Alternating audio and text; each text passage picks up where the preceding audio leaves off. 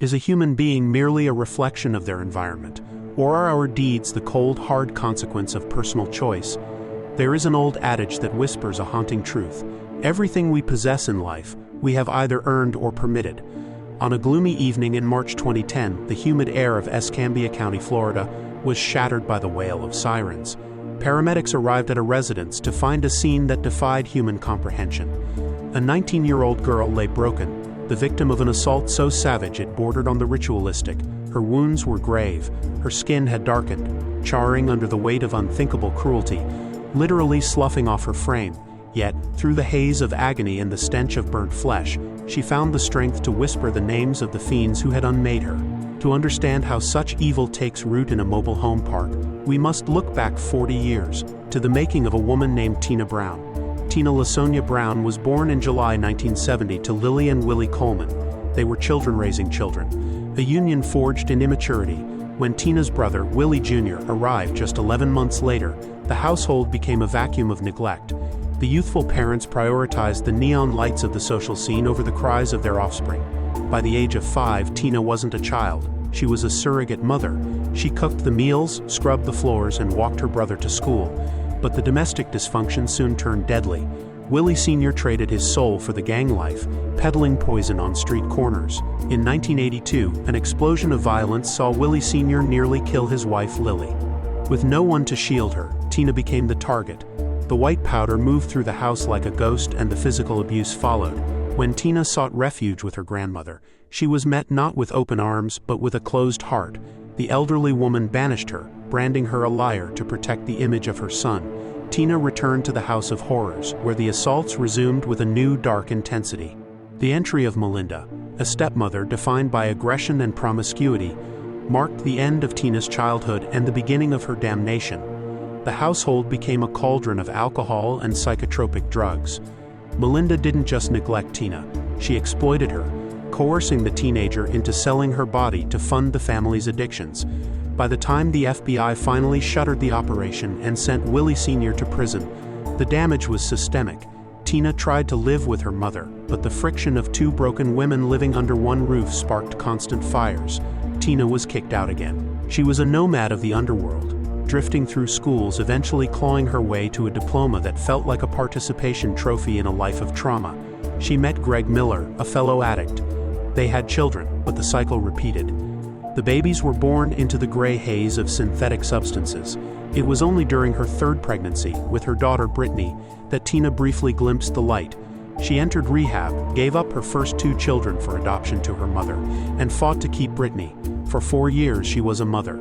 For 4 years she was clean, but the gravity of her past was too strong. Tina's subsequent marriage ended when her husband was hauled off for drug distribution. She became a bartender, subconsciously gravitating toward the very men who mirrored the father who broke her. Her life became a repetitive loop of violent partners, fraudulent checks, and exotic dancing. In 2009, seeking a final fresh start, Tina moved to Pensacola, Florida. She settled into a mobile home park with her daughter, Brittany. To the outside world, they were struggling survivors. But beneath the surface, the poverty and the pressure were cooking something volatile. To make ends meet, Tina began offering intimate services again, reportedly including the husband of her best friend, Heather Lee.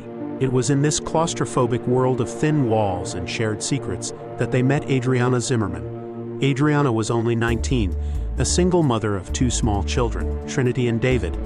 Like Tina, she was drowning in the financial demands of a life without a safety net. She looked to her neighbors, Tina, the 39-year-old veteran of the streets, and Brittany, the 16-year-old daughter, for a sense of community.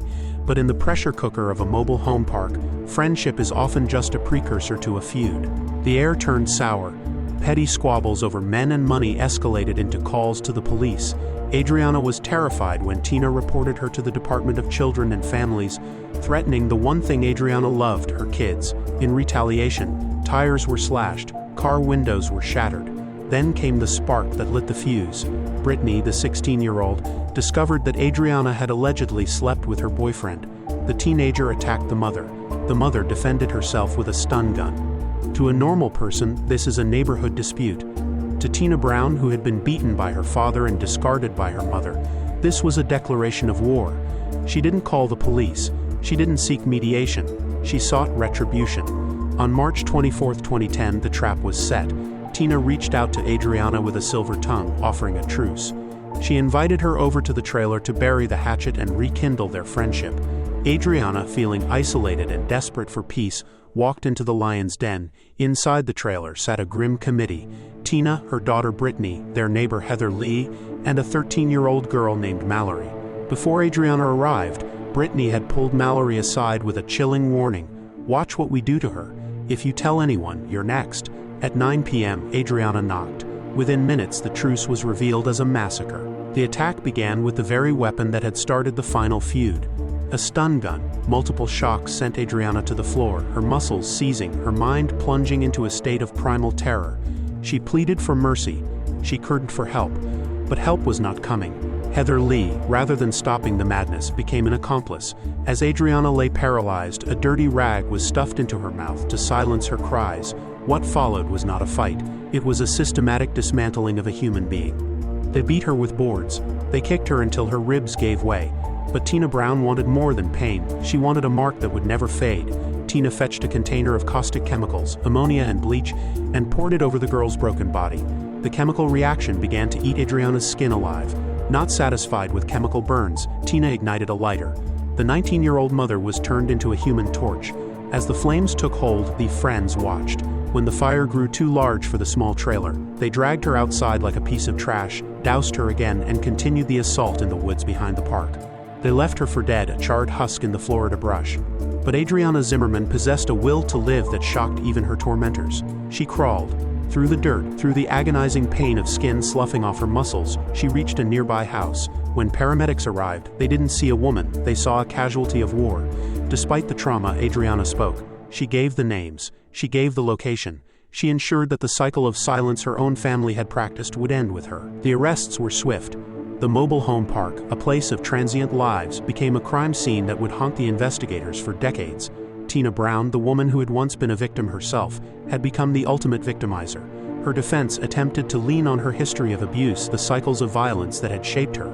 But the court saw the premeditation. They saw the 13-year-old she had forced to witness the crime. They saw the charred remains of a 19-year-old's future. In the end, the law did what Tina's family never could.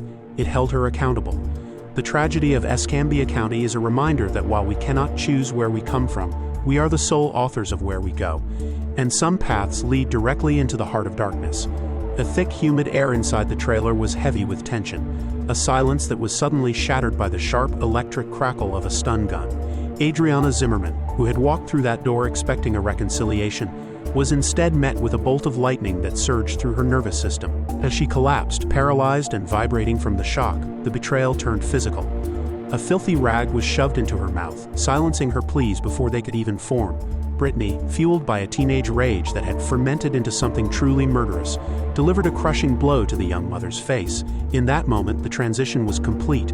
To Tina and Brittany, Audreanna was no longer a neighbor or a friend. She was a nuisance to be discarded like common refuse. They hauled her limp, semi-conscious body toward the driveway, the gravel crunching under their feet as they shoved her into the dark, claustrophobic confines of a car trunk. Tina Brown took the wheel with a cold, predatory focus. Beside her sat her daughter and Heather Lee, leaving 13-year-old Mallory behind in the trailer. A child left to scrub away the copper-scented bloodstains of a crime that was only just beginning its descent into darkness. The car moved through the night, a metal tomb on wheels, driving a mile and a half into the suffocating depths of the Florida woods. They reached a lonely, moonlit glade, far from the prying eyes and thin walls of the mobile home park. When the trunk finally creaked open, the sudden rush of fresh air and the sight of the dark canopy above triggered a final, desperate instinct in Audreanna. Adrenaline momentarily overrode the searing agony of her injuries. She bolted. She ran with the impossible speed of a mother who knew her two small children were waiting for her at home. For a single heartbeat, she thought she had escaped the nightmare, until the forest itself seemed to conspire against her. A thick tree root caught her foot, and she tumbled hard into the dirt. The darkness of the woods effectively sealed her fate. Tina and Brittany were on her in seconds, descending like scavengers. What followed was a ritual of degradation that defied human empathy. They passed their weapons back and forth, a heavy crowbar and the stun gun, taking turns to torment the girl who lay helpless at their feet. There was a perverse delight in their movements, a rhythmic cruelty underscored by the dull thud of metal against bone and the acrid smell of ozone from the taser. Brittany struck with such uncontrolled, savage ferocity that she actually fractured her own finger against Audreanna's skull, but she barely seemed to notice the pain. She was lost in the high of the assault. But for Tina Brown, blunt force was insufficient to satisfy her malice. She returned to the vehicle and retrieved a red plastic canister. As Audreanna lay prone, her vision blurred by blood, staring up at the woman she had once trusted, Tina drenched her. The cold, biting scent of gasoline filled the air, soaking into Audreanna's hair and clothes. With the casual flick of a lighter, the glade erupted in a sickening incandescent orange glow. The three attackers stood back as the fire took hold. They watched the unthinkable. They watched as the girl's skin charred and sloughed away from her frame. Brittany, caught in a manic trance of pure psychopathy, began to leap up and down with excitement. She cheered for the flames, screaming for Audreanna to burn. They stood there until the screams died down to a low moan, then nonchalantly climbed back into their vehicle. In their arrogance, they believed the forest would keep their secrets. They left behind a trail of physical evidence. A pair of white shoes, the bloodied crowbar, and the taser. Tina believed her plan was meticulous, but her actions were the chaotic spasms of a mind that viewed human life as disposable. They assumed no one would go looking for a girl like Audreanna. They were wrong. Against every law of medicine, biology, and nature, Audreanna Zimmerman rose. Charred, blinded by pain that no words can describe, and reeking of gasoline, she began to move. She dragged herself through the underbrush for nearly a mile, driven by a primal will to survive. She eventually reached the porch of Terrence Hendrick, a man who was preparing for bed when he heard what he thought was a ghost whispering in the wind. When he stepped onto his porch, he saw a silhouette moving in agonizing slow motion. A figure so blackened by fire that he could not distinguish where her clothes ended and her raw, exposed skin began. Her jaw was shattered, making her words almost unrecognizable. But she managed to whisper the names that would ensure her killers never walked free again. When the paramedics arrived, the scene was one of pure horror. 90% of Audreanna's body was covered with severe, life-threatening burns. Her skin peeled away like scorched paper at the slightest touch of a sterile bandage. She had a mission. While being loaded into the ambulance, she gave the doctors the names of her tormentors. She gave them the addresses. And then, with her final breaths of consciousness, she begged for protection for her children, Trinity and David. Even as her nervous system began to shut down, the heart of a mother remained the strongest part of her being. Audreanna battled for 16 agonizing days in the intensive care unit of a burn center. She was held in a medically induced coma while investigators used her dying declaration to tear apart the web of lies back at the mobile home park. The killer's alibis were pathetic. Tina claimed she had been watching movies. Heather claimed she was cooking fish. But the evidence was undeniable. Audreanna's blood was found in the car, and her DNA was fused to the weapons they had discarded. The final, chilling betrayal was revealed during the investigation. Tina, hearing that Audreanna had miraculously survived the initial fire and was clinging to life in the hospital, reached out to a friend. She didn't ask for forgiveness. She asked if the friend would go to the hospital to finish what they had started, to murder Audreanna in her hospital bed. That friend, horrified, went to the authorities instead. On April 9, 2010, the day Audreanna Zimmerman's body finally gave up the fight, her killers were led away in chains. The legal fallout was a mosaic of broken lives and systemic failure. Heather Lee, desperate to avoid the needle, took a plea deal for 25 years, claiming she was merely an unwilling witness despite her presence at every stage of the torture. Brittany Miller, protected from the death penalty only by her status as a minor, was sentenced to life in prison. She was a girl raised in a laboratory of violence by her own mother, eventually becoming the very monster she had been taught to admire. In June 2012, Tina Brown stood before a jury. Her defense team attempted to use her own history of childhood abuse as a shield, painting her as a victim of her environment. But the medical experts and the jury saw the truth. Tina had acted with cold, logical, and premeditated purpose. There was no cloud of insanity, only a total chilling absence of empathy. The recommendation for death was unanimous. Before the sentence was handed down, Tina offered a hollow, whispered apology, admitting that Audreanna did not deserve to die. It was a rare, fleeting moment of truth in a life built on shadows and violence. The story of Audreanna Zimmerman is more than a true crime tragedy. It is a testament to the sheer, unbreakable strength of the human spirit. She was a mother who literally crawled through hell to ensure that justice found the people who put her there. It serves as a grim, permanent reminder that while we may be products of our past, we remain the sole architects of our actions. Thanks for watching. Like, share, and subscribe. See you next time.